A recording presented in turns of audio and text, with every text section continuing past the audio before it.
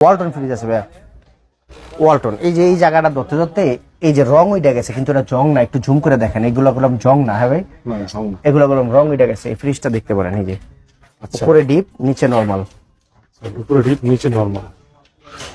হ্যাঁ উপরে ডিপ নিচে নরমাল। জি ওয়াশ করে দিব, সমস্যা হ্যাঁ, সার্ভিসিং করে দিব অবশ্যই। মানে আপনি সার্ভিসিং করা নাই, কিন্তু তারপর আবার একটু ওয়াশ টাশ করে দিলে সুন্দর হইব। বলে দেন। এটা 14,000 করে দেন ভাইয়া। তারপরে ভাই এইগুলো একটু মানে এগুলোই কিন্তু যে অনেকে চায় যে আমার একটু কম বাজেট, একটু একটু নিজে ভাই একটু ই করে একটা দিব। জিনিস বিষয় একটু মাথায় নিয়েন, মানে এই কথাগুলো আমার মাল নিতে হইব কাস্টমারের এরকম কোনো কিছু না। এই মালগুলা আপনার বাসায় ভালো চলবো।